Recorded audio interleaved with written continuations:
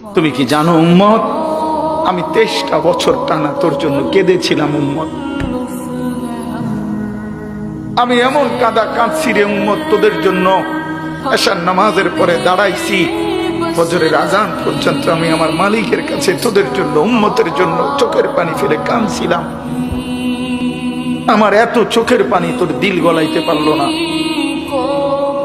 আমি তায়েফের পাথরের আঘাতে আমার পিঠটা চালনির মতো ছিদ্র ছিদ্র হয়ে গেছে রক্তে। আমি বুকে পেটে 2টা পাথর বাঁধছি ক্ষুধার কষ্টে।